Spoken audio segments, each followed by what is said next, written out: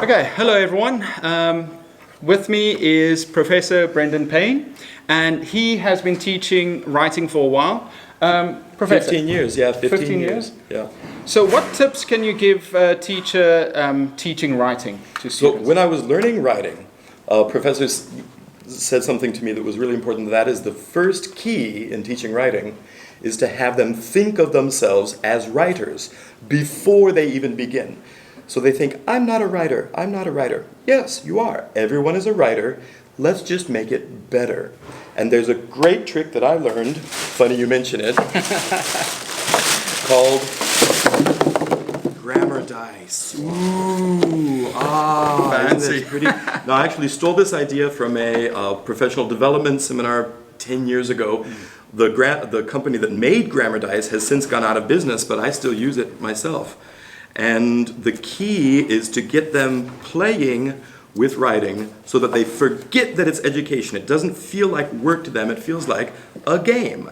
And people just love to throw dice. So you made these dice yourself? I made these based on the idea that I learned, that I stole from somebody else 10 years ago. As you know, good teachers steal their ideas from everybody. I promote that all the time. Just steal whenever you need to. Absolutely. Wow. So how do you use these dice? And I mean, does it work on beginners? Is it more for intermediate, advanced? There are three different elements at play here. The first part is that it's just fun and simple. And so it's great for beginners in that sense. But advanced students can also benefit from this because they need fluency practice. It's not really instruction when an advanced student is doing it, but it's fluency practice, which is also part of good language education. Okay, so you've got a couple of dice here. Right. These three are the basic dice. There's one that has consonants on it, one that has vowels on it. Y is on the it's on the vowel die. Ah, there we go. So we've got the vowels. Got 20 and 6. 6. Oh, that's yeah, perfect. This is an icosahedron, so it has 20 sides, and this is a cube that has 6 sides. And then we have a tetrahedron with numbers on it. Wow. Now, okay. the original kit that I purchased 10 years ago was little dice like you would have for a board game. This is way more fun. But it's so much more fun. So I just printed out a pattern and used a little X-Acto knife and some poster board to make these. Made this, and you've used this a number of years. Oh yeah, I've been using this for 10 years. Okay, so you've got the consonants, you've got the vowels, you've got number dice, and then this is for a little more advanced, right? So okay. let's start with these. You roll the dice and see what comes up. Oh, we've got G, I, and 3. That means you need to make a sentence that has those elements in it. It has 3 words, each of which contain the letters G and I. Wow, that's really easy because we can use ing to make a whole bunch of different words.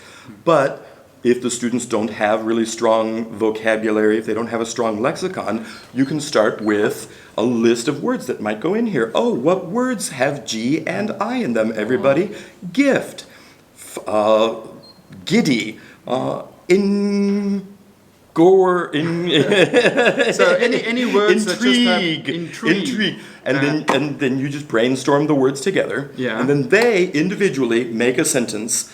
Sometimes I have to model that for them. We make a sentence together first, okay. And then they make their own sentences, and then we look at the sentence and say, "Oh, look, this word has this sentence has these 3 words in it."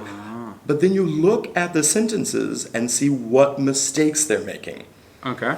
And that's where these come in. Okay, but before we move on, okay, so basically the sentence or the word they make, it has to have G and I and then 3 words in it. So they make 3 a sentence words with G and I in it. So it might be, for example, okay, so gift. I want to give a gift to the gorilla. Gorilla, and so it's got 3 words in it, and it has to contain, and each word has to contain an I and a G. That's so fun. It's so simple, right? Yeah. Once they get the basic mechanism, all of a sudden they've forgotten about, oh, do I use the participle? Do I use the gerund? It's just about having fun. fun. They're just writing a sentence, and the crazier the better, which is another thing I believe in.